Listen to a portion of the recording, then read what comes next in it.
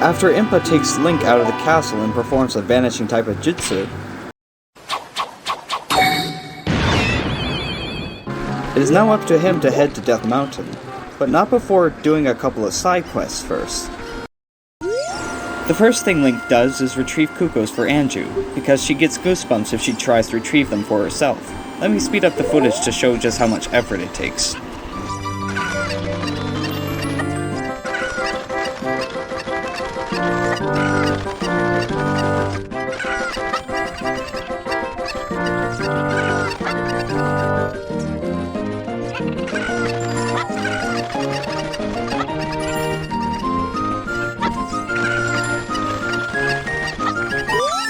After the side quest is complete, we get our first bottle of the game.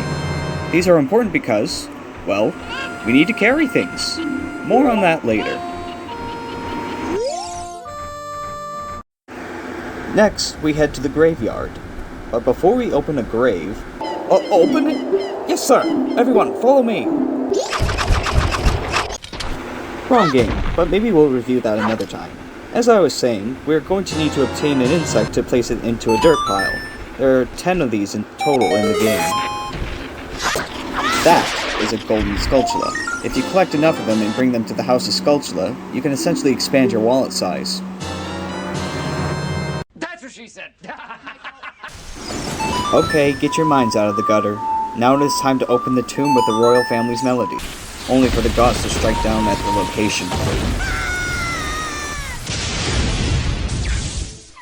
Nice try!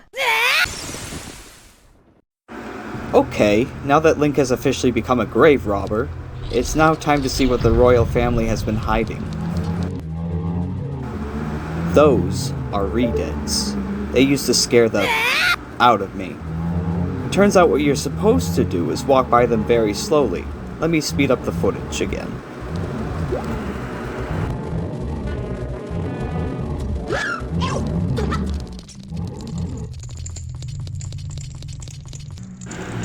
Now, we come across a large inscription containing a very important melody. Take a listen.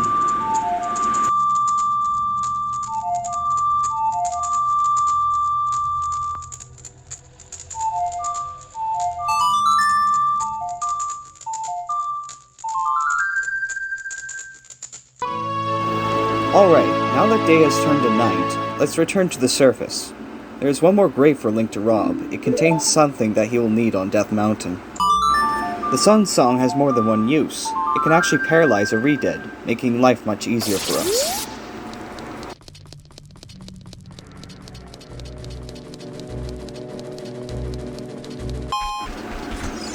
In this grave, we can obtain the Hylian Shield. It is made of metal so it won't melt when something tries to burn Link. Now that the side quests for Kakariko Village are complete, let's show the guard Zelda's letter so that we can proceed to Death Mountain. He doesn't take Link seriously because he doesn't see the hero that Link is intended to be.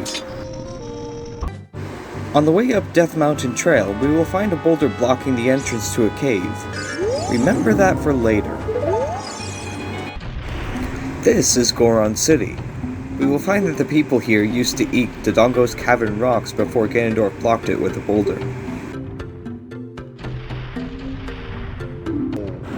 When we come down here to play the melody of the royal family, we will find that the leader of the Gorons, Darunia, is sulking over how his people aren't able to eat.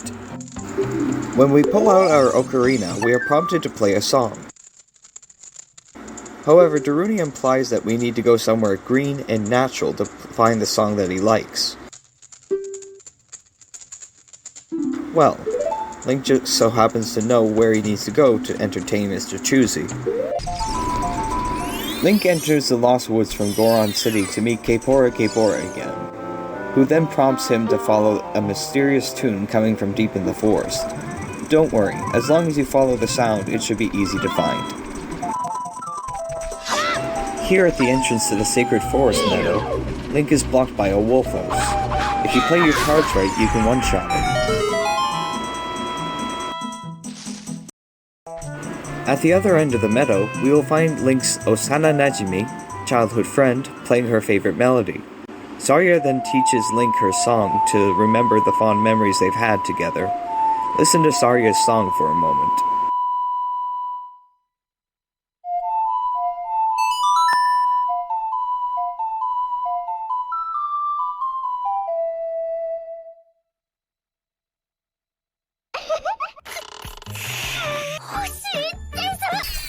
Heading back to Goron City, we play Zarya's song for Darunia, which causes him to enter a dancing trance.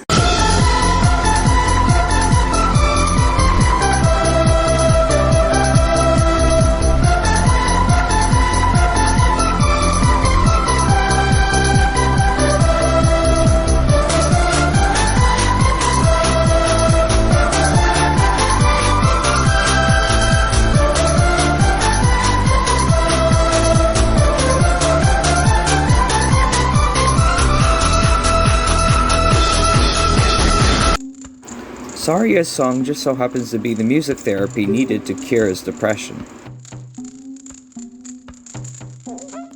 As a reward for this, he tells Link about the Goron'S Ruby, which he promises to give him if Link clears Dodongo's cavern of its Dodongo infestation.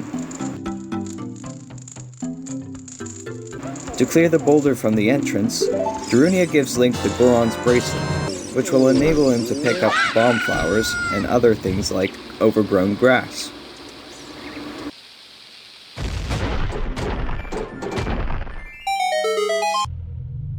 With that out of the way, time to head into the dark blowhole that is Dodongo's Cavern.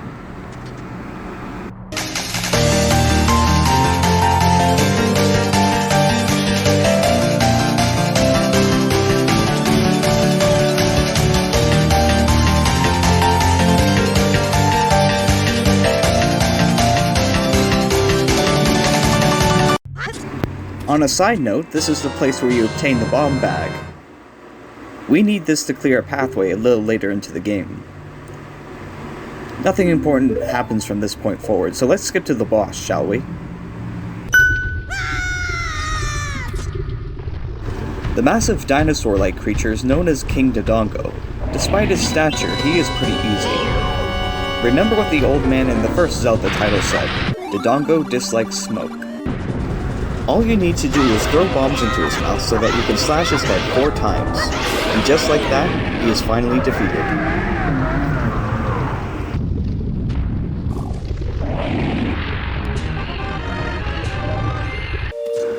When he returns to the surface, Link is greeted very roughly by Darunia. I believe the scene speaks for itself. He proceeds to tell Link what happened before finally giving him the Goron'S Ruby, along with the promise of being sworn brothers.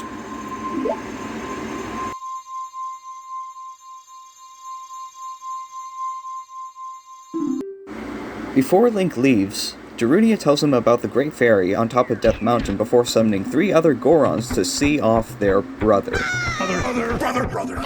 Brother. Thank you for watching this video. If you enjoy my content, leave a like, comment, or subscribe to the channel for more like this in the future.